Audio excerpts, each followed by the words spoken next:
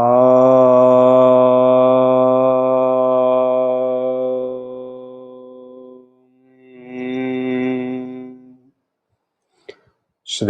गुरु गणेशाभ्याम नमः। हरिः ओम। गीता स्वाध्याय 160वें सेशन में आपका स्वागत है। अभी हम राजविद्या राजगुह्य योग अध्याय 9वां अध्याय का अध्ययन कर रहे हैं और हमने 14वां श्लोक का अध्ययन कर लिया था, तो उसको एक बार हम दोहरा लेते हैं। 14th श्लोक को ले लीजिए। सततं कीर्तयन्तो मां यतन्तश्च दृढव्रताः नमस्यन्तश्च मां भक्त्या नित्ययुक्ता उपासते। तो सततम कीर्तन करने के लिए श्री कृष्ण जब कह रहे हैं कि मुझे भजो, मेरे कीर्ति का वर्णन करते रहो, तो और वो भी कंटिन्यूअसली, तो कुछ लोग इसका हम इंटरप्रिटेशन ऐसा होता है कि कीर्तन का मतलब होता है कि मुझे गाना पड़ेगा या मुझे स्तोत्र पढ़ने पड़ेंगे, मुझे स्तुति करनी पड़ेगी या मुझे कोई रिचुअल्स फॉलो करने पड़ेंगे। तो और ये इंटेलेक्ट से जो ड्रिवन होते हैं, वो जो कंप्लीटली सिर्फ इंटेलेक्ट ही उनके लिए, बुद्धि ही सिर्फ उनके लिए ड्राइवर होती है, तो ऐसे व्यक्ति कहते हैं कि नहीं, ये सब मेरे से तो नहीं होगा। और फिर उनके लिए क्या पथ है? तो भगवत गीता जो है वो जो क्रिटिक्स है भगवत गीता के, वो बोलते हैं कि भगवत गीता में सब कुछ का खिचड़ी बना के रखा है। खिचड़ी नहीं है। श्री कृष्ण बहुत क्लियरली, जैसे जैसे लोगों की टेम्परामेंट अलग अलग होती है, हर एक टेम्परामेंट के लिए अलग तरीका है। ये नहीं कि सब कुछ ही करना है।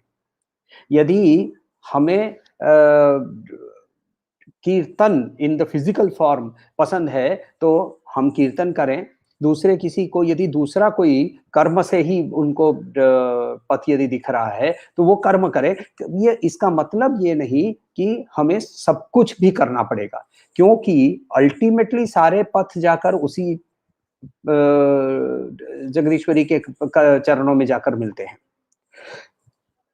गीता जो है वो पहली अटेम्प्ट है इस दुनिया में जहां सारे पथों का समन्वय करने की कोशिश की श्री कृष्ण ने। हालांकि उस समय जो थिंकिंग प्रोसेसेस थी वो सब भी सनातन धर्म के अंदर ही सीमित करके ही उन्होंने बताया है।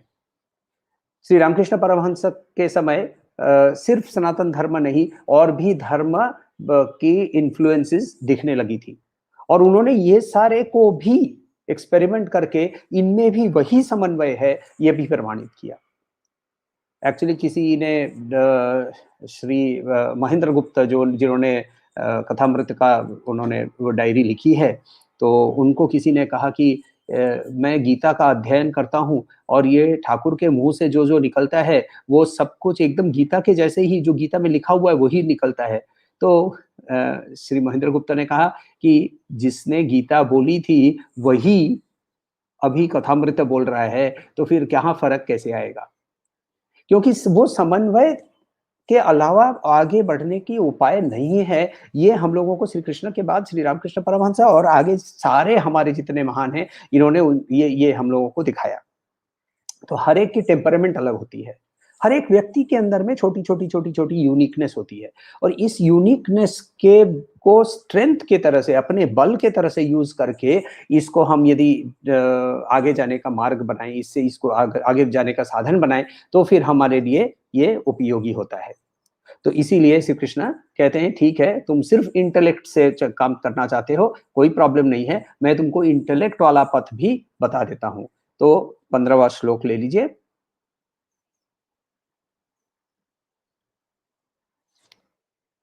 श्लोक 15। ज्ञान यज्ञेन चाप्यन्ये यजन्तो मामुपासते एकत्वेन पृथक्त्वेन बहुधा विश्वतो मुखम्। ज्ञान यज्ञेन चाप्यन्ये प्यन्ये यजन्तो मामुपासते एकत्वेन पृथक्त्वेन बहुधा विश्वतो मुखम। तो यहाँ क्या कह रहे हैं? ज्ञान यज्ञ च, ज्ञान यज्ञ तो ऑब्वियसली हम लोग इसका डिटेल में हम लोग विश्लेषण करने की कोशिश करेंगे। ज्ञान यज्ञ च एंड अपि ऑल्सो, अन्य दूसरे, यजंतः पूजन करना, यज्ञ करना, माम मुझे, उपासते पूजते हैं, एकत्वेन यानी जो अनडिफरेंशिएटेड वननेस, या फिर पृथक्त्वेन अलग अलग तरीके से, बहुधा वेरियस, विश्वतो मुखम ये जो कॉस्मिक फॉर्म है, ये जो जो वो रूप है जिसके जो वो ब्रह्मन है जो कि सबकी ओर उसकी मुंह, जिसका मुंह है। तो ये कहाँ छोटे छोटे technical words Shri Krishna use कर रहे हैं, इनको हम लोगों को समझना पड़ेगा। मगर ज्ञान यज्ञ के बारे में हम लोगों को पहले ही श्री कृष्ण ने संकेत किया हुआ था। यदि हम लोग चैप्टर 4 वर्स नंबर 28 को देखें तो वहां उन्होंने क्या कहा था? स्वाध्याय ज्ञान यज्ञाश्च यतय संशिता व्रता।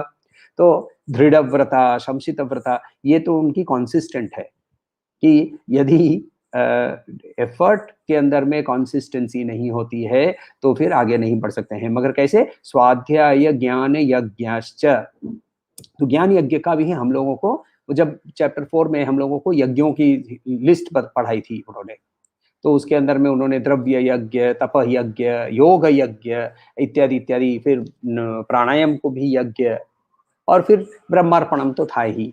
तो ये सारे यज्ञ के अंदर में ज्ञान यज्ञ का संकेत हमें ऑलरेडी उन्होंने किया हुआ था। तो ये ज्ञान यज्ञ है क्या? जो ज्ञान यज्ञ की बारे में बात कर रहे हैं श्री कृष्ण, वो ज्ञान यज्ञ क्या है? ज्ञान यज्ञ यह है कि जिसके अंदर में कोई रिचुअल की हमें जरूरत नहीं पड़ती।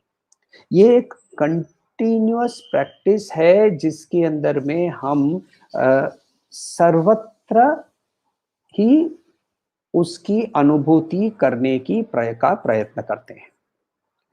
उस असीम, उस निरंतर, उस चिर की, उस अनंत की अनुभूति, सर्वस्व ही इसको करने की जब हम अनुभूति का प्रयत्न करते हैं, इसको हम ज्ञान यज्ञ कहते हैं। तो क्या होता है? कान के अंदर में शब्द गिरते हैं, कुछ शब्द हमें अच्छे लगते हैं, बोलते हैं अच्छे शब्द हैं। कुछ शब्दों के बारे में जब सुनते हैं तो हमें घृणा होती है, हम बोलते हैं ये बुरे शब्द हैं। तो ये अच्छे शब्द, बुरे शब्द, जो ज्ञान योगी है वो बोलता है ये तो नाद है।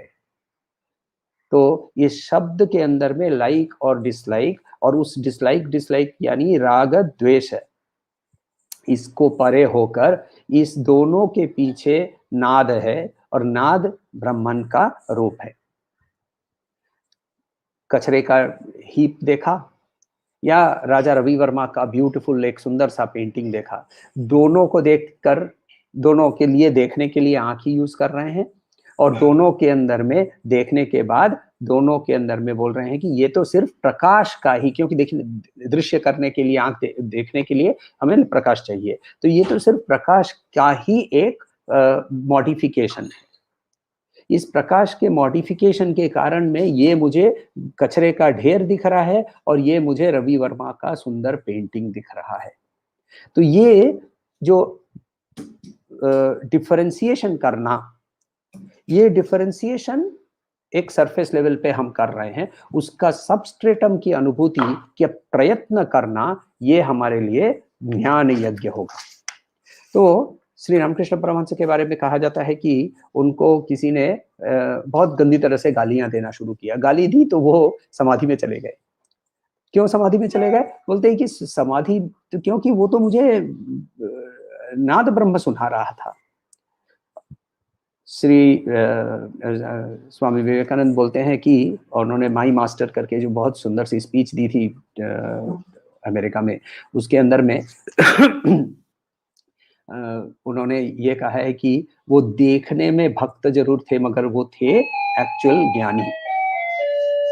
और मैं दिखता ज्ञानी हूं मगर मैं हूं भक्त।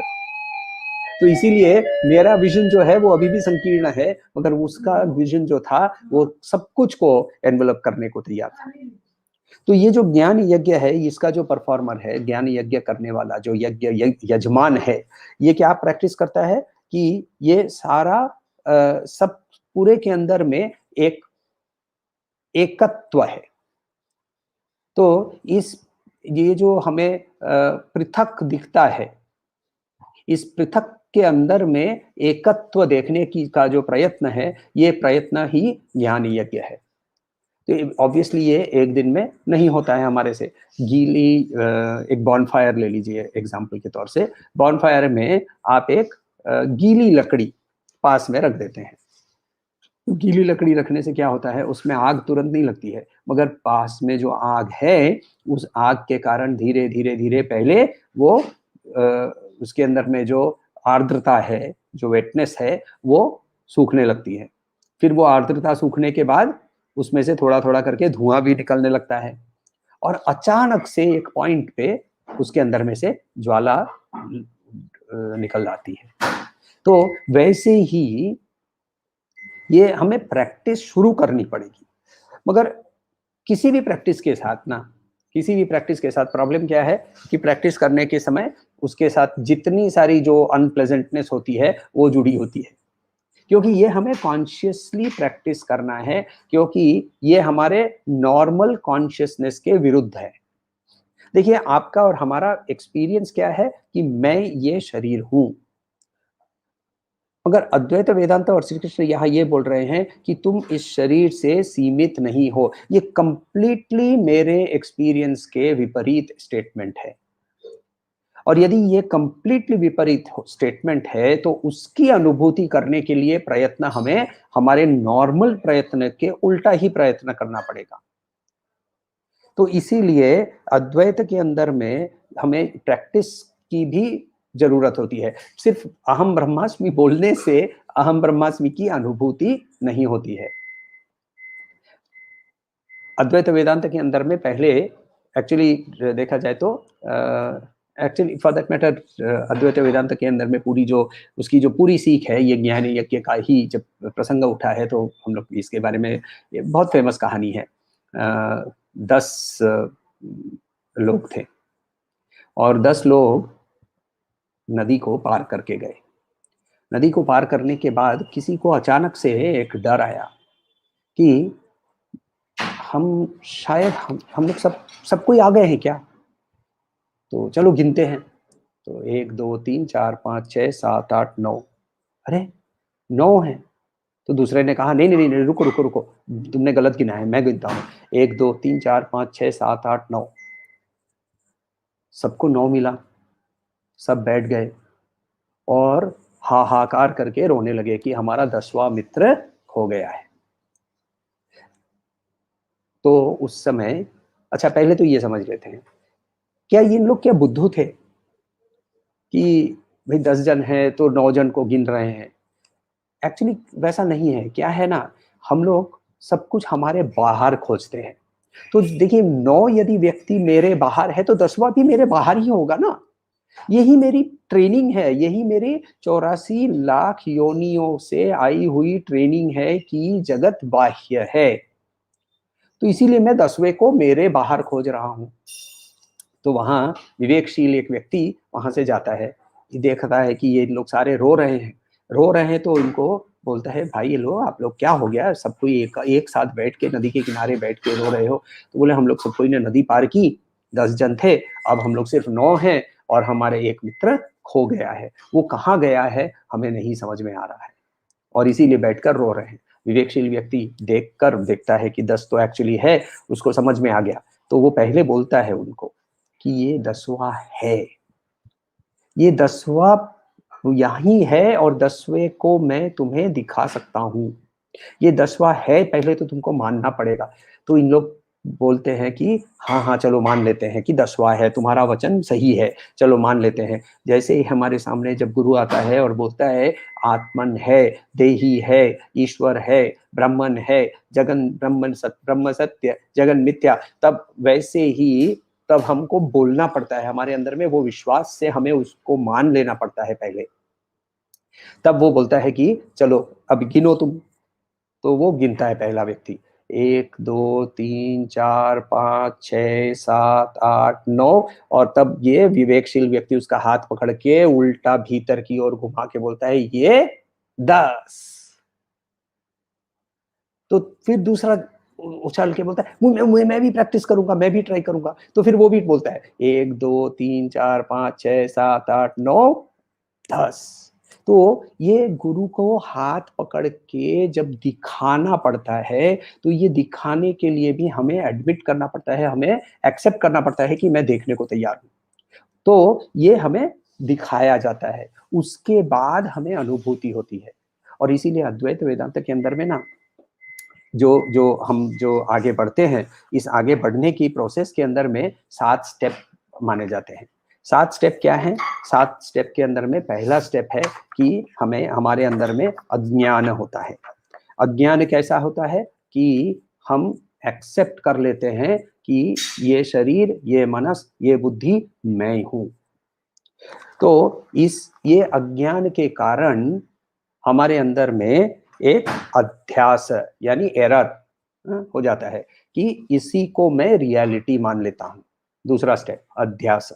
अध्यास, इसी को रियलिटी मान लेने पर जब यहां दर्द होता है तो मैं बोलता हूं मुझे दर्द हो रहा है, हाथ को नहीं, मुझे दर्द हो रहा है। जब मुझे रसगुल्ला मिलता है, या तो मैं बोलता हूं मुझे रसगुल्ला मिला, मेरे शरीर को नहीं। तो मैं इसके साथ आइडेंटिफिकेशन के कारण अब लिप्त हो जाता हूं, जिसको कहते हैं संसार, जिसको भगवान बुद्ध दुख कहते हैं। फिर इस समय क्या होता है, वेदांत के रूप में, भगवत गीता के रूप में, गुरु के रूप में हमें बताया जाता है, दिखाया जाता है कि ये तुम्हारा जो जो अज्ञान है, इसको कैसे हटाना है। इसको कहते हैं परोक्ष ज्ञान। तो भगवत गीता हो, वेद हो, उपनिषद हो, वेदांत हो, वो सब कुछ ही परोक्ष ज्ञान है, क्योंकि ये बताया जा रहा है। इसकी प्रैक्टिस करने पर अपरोक्ष ज्ञान होता है, एक्सपीरियंस होता है। एक्सपीरियंस, ये 5वां स्टेप हो गया, पर अपरोक्ष ज्ञान। अपरोक्ष ज्ञान होते ही दूसरे 2 स्टेप एक के बाद एक फटाफट आ जाते हैं। दुख निवृत्ति, आनंद प्राप्ति। तो ये 7 स्टेप जो हैं, यही देखिए हमारे जो 10 लोगों की कहानी के अंदर में हमें एग्जैक्टली ज्ञान यज्ञ यही मिलता है कि क्या है। पहला चीज है कि हमारे अंदर में एक अज्ञान पैदा होता है। हम 10 जन नदी पार कर रहे थे, एक जन डूब गया। एक्चुअली नहीं डूबा है, 10 हैं वहां, मगर हम एक, ये हमारे लिए फिर अध्यास हो जाता है कि एक जन डूब गया है, और उसके कारण क्या होता है, संसार हो जाता है या दुख हो जाता है। बैठकर हाहाकार करते हैं कि एक डूब गया, एक डूब गया, एक डूब गया। तब हमारे पास विवेकशील व्यक्ति बोलता है 1 2 3 4 5 6 7 8 9 10, हाथ पकड़ के दिखाता है 10। और जैसे ही ये दिखाता है तो ये परोक्ष ज्ञान होता है। परोक्ष ज्ञान होने पर क्या होता है, बाकी सब कोई भी प्रैक्टिस करते हैं, सबको वो अपने आप को गिनते समय अंदर की ओर अंतर्मुखी होने पर आत्मज्ञान प्राप्ति होती है। जैसे ही प्राप्त होती, क्या होता है, दुख गया और आनंद प्राप्त हो गया। तो ये है हमारे पूरी ज्ञान योग की प्रैक्टिस, ये ज्ञान योग की का मेथोडोलॉजी, इसको हम लोगों को फॉलो करना है। तो इसमें क्या होता है कि इस अपरोक्ष 10वें को प्राप्त करने से दुनिया क्या गुम हो जाएगी। दुनिया जो ब्रह्म सत्य जगन मिथ्या का मतलब क्या कि ये दुनिया लुप्त हो जाएगी। देखिए मेरे अंदर मैं, अहम तत्व जो है वो मेरे अंगूठे में भी है, पैरों में भी है, आंख में भी है। ये मेरे सबके अंदर में मैं ही हूं। ये मेरी अनुभूति हर समय होने पर भी मुझे हाथ और पैर की एग्जिस्टेंस अलग से समझ में आती है या नहीं आती है। तो वैसे ही जब मुझे इस ब्रह्म अनुभूति होगी तो मुझे ये सारे फॉर्म्स दिखेंगे, क्योंकि मेरे 5 इंद्रिय काम कर रहे हैं।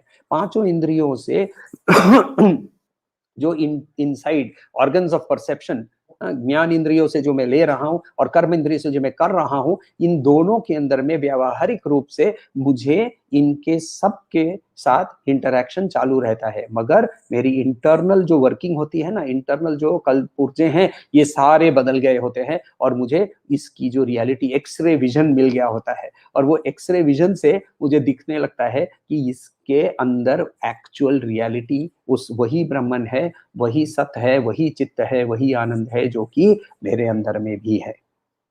और इसीलिए ना ज्ञान योगी जो है वो सब कुछ को पूजता है, वो सब कुछ को पूजता है। वो बोलता है कि ब्रह्मन जो है, सब कुछ जो है वो हो विश्वतश्चक्षुरुत, विश्वतो मुख, विश्वतो बाहुरुत, विश्वतस्पात। उपनिषद डिस्क्राइब करता है ब्रह्मन को कि उसके आंख सब जगह है, उसका मुंह सब जगह है। देखिए, ईश्वर के साथ जब बात करनी है, किसी के साथ भी आपको बात करनी है, तो हम लोगों को क्या अच्छा लगता है? देख, आजकल हम लोग करते हैं ना, फेस टाइम वीडियो करते हैं या फिर व्हाट्सएप वीडियो कॉल करते हैं, जूम, और ये क्यों करते हैं? क्योंकि हमें लोगों के साथ बात करते समय उसका चेहरा देखकर बात करने में और आनंद ज्यादा आता है, कम्युनिकेशन भी पूरा होता है। तो मैं ईश्वर के साथ बात करने के लिए मुझे ना तो मंदिर, ना मस्जिद, ना कहीं चर्च, ना कोई गुरुद्वारा, कहीं जाने की जरूरत नहीं है, क्योंकि वो विश्वतोमुख है। श्लोक के अंदर में ही उन्होंने बोला कि मैं विश्वतोमुख हूं, बहुधा विश्वतोमुखम, एकत्वेन पृथक्त्वेन बहुधा विश्वतोमुखम। विश्वतोमुख का मतलब होता है कि जहां भी मैं देख रहा हूं वो मेरी तरफ देख रहा है, उसके साथ मैं बात कर सकता हूं। तो मेरे सामने यदि एक पेड़ है, पौधा है, वो भी ब्रह्मन है, उसके साथ में ब्रह्मन को ही मानकर उसके साथ में बात कर सकता हूं, आध्यात्मिक सत्य के रूप से। व्यावहारिक सत्य के रूप से वो चेयर है तो चेयर पर मैं बैठूंगा भी। व्यावहारिक सत्ता होते हुए भी उसके अंदर की आध्यात्मिक सत्ता को प्राप्त करना विश्वतोमुख की अनुभूति होती है। इसी श्लोक का और एक इंटरप्रिटेशन ये होता है कि एक होता है कि मैं वो ज्ञान से कि सब कुछ के अंदर में मैं ही हूं, सो हम होकर मैं सब कुछ को पूजता हूं। दूसरा एक ये सोच कर मैं पूज सकता हूं कि इस पूरे संसार के अंदर में वही प्रकट है, इसीलिए मैं सब कुछ को पूजता हूं। और तीसरा, ये पूरा संसार वही है और कुछ है ही नहीं, ऐसी इस अनुभूति से भी मैं उनको पूजता हूं। एक्चुअली फॉर दैट मैटर, इसी अनुभूति के बारे में गोस्वामी तुलसीदास जी बहुत सुंदर से एक चौपाई उन्होंने लिखी है, आकर चारी लाख 84 जाति जीव जलथल नभवासी। तो लाख 84, इसके बारे में तो हम लोगों ने देखा है, 84 लाख योनियों के जो कि जीव जो हैं वो जल थल नभ, जल में, स्थल में और आकाश में रहते हैं। सिय राममय सब जग जानी, ये सब कुछ के अंदर में राम ही है। करहूं प्रणाम जोरी जुग पानी, पानी यानी हाथ, जोड़ी जोड़कर, दोनों हाथ जोड़कर सब कुछ को मैं प्रणाम करता हूँ। सिय राममय सब जग जानी, करहूं प्रणाम जोरी जुग जानी। तो ये इस अनुभूति को प्राप्त करने के लिए, हमें आगे बढ़ने के लिए आगे हम लोग देखेंगे।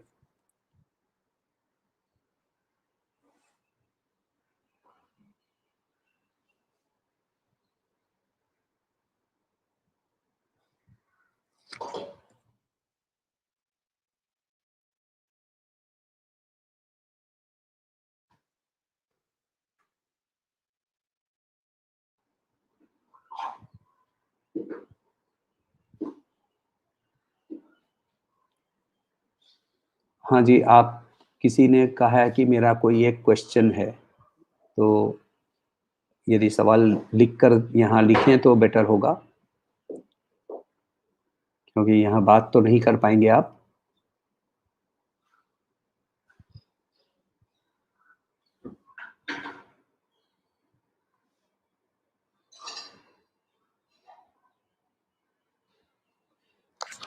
यहाँ नहीं लिखना हो तो पर्सनल मैसेज में भी आप सवाल भेज सकते हैं, कोशिश करूंगा कि उसका उत्तर दे सकूं कि नहीं।